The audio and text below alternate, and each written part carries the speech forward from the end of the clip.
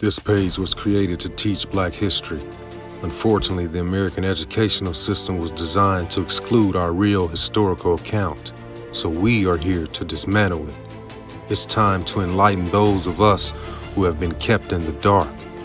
I am a Black man who didn't know enough about my own history, so I began to dig deeper and do my own research. Black history is American history, so I want people of all races and cultures to join together to learn our history as one. Here, I will share all of my findings. Please like, follow, share, and subscribe to Teaching Black History. The story of Charles Richard Drew. Drew was born in 1904 into an African-American middle-class family in Washington, D.C. His father, Richard, was a carpet layer, and his mother, Nora, trained as a teacher. Drew and three of his four younger siblings grew up in Washington's largely middle-class and interracial Foggy Bottom neighborhood. From a young age, Drew began working as a newspaper boy in his neighborhood, helping deliver over 1,000 newspapers to his neighbors per day. As a freshman in Washington, D.C., Drew was enrolled in Dunbar High School, which was knowingly notorious for its equality and opportunities for all, given the racial segregated climate at the time. Drew won an athletic scholarship to Amherst College in Massachusetts, where he played on the football as well as the track and field team, and later graduated in 1926. After college, Drew spent 2 years as a professor of chemistry and biology, the first athletic director and football coach at his historical Black private Morgan College in Baltimore, Maryland, to earn the money to pay for medical school. For his medical career, Drew applied to Howard University, Harvard Medical School, and later McGill University. Drew lacked some prerequisites for Howard University, and Harvard wanted to defer him a year. This being denied admission into Howard University on the basis of lacking prerequisites and not wanting to prolong his medical career for a year due to a deferral from Howard, Drew decided to attend medical school at McGill University in Montreal, Quebec, Canada. It was during this stage in his medical journey that Drew was able to work with John Betty, who was conducting research regarding the potential correlations between transfusions of blood and shock therapy. Shock occurs as the amount of blood in the body rapidly declines, which can be due to a variety of factors, such as a wound or lack of fluids, dehydration. As the body goes into shock, both blood pressure and body temperature decrease, which then causes a lack of blood flow due to a loss of oxygen in the body's tissues and cells. Eventually, it became clear that transfusions were the solution to treating victims of shock. But at the time, there was no successful method of transportation for blood or its mass storage, leaving transfusions to be extremely limited to location.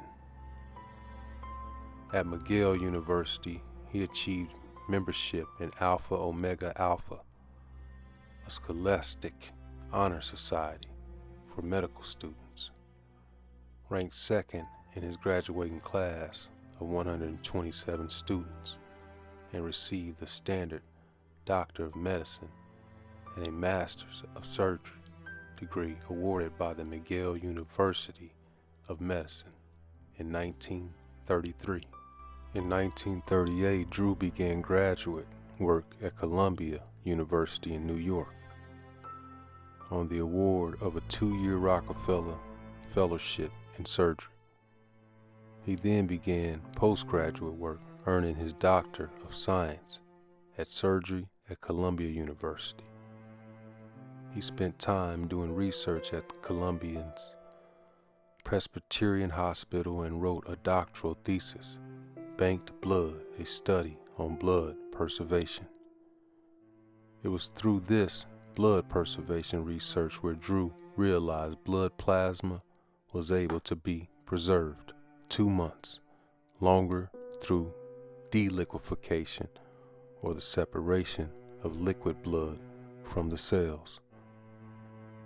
When ready for use, the plasma would then be able to return to its original state via reconstruction. This thesis earned him his Doctor of Science in Medicine degree in 1940, becoming the first African American to do so. In late 1940, before the U.S. entered World War II, and just after earning his doctorate, Drew was recruited by John Scruder to help set up and administer an early prototype program for blood storage and preservation. Here, Drew was able to apply his thesis to aid in the blood preservation and transportation. Drew went to New York City as the medical director of the United States Blood for Britain project.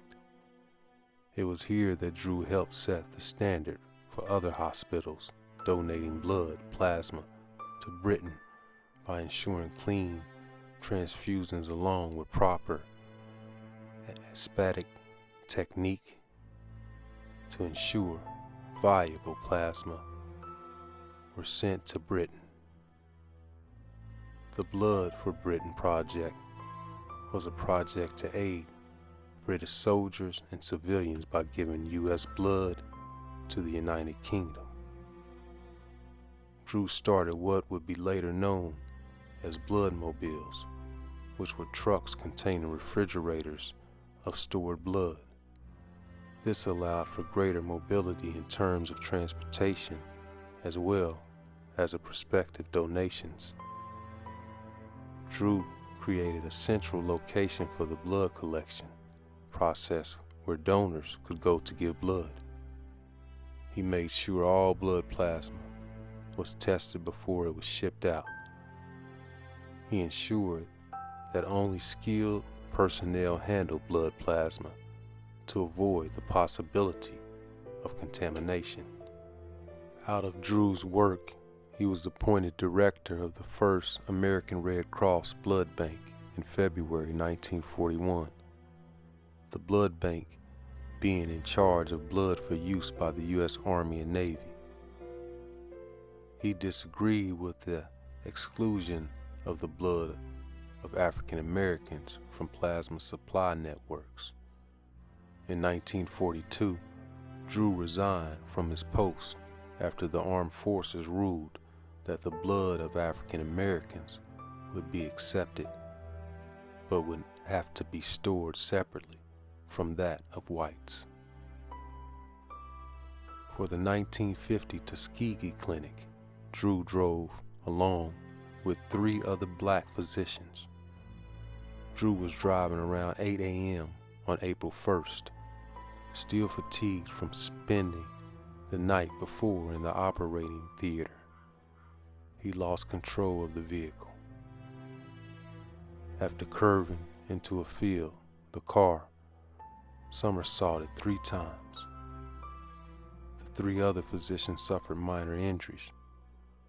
Drew was trapped with serious wounds. His foot had become wedged beneath the brake pedal. When reached by emergency technicians, he was in shock and barely alive due to severe leg injuries. Drew was taken to Alamance General Hospital in Burlington, North Carolina. He was pronounced dead a half hour after he first received medical attention.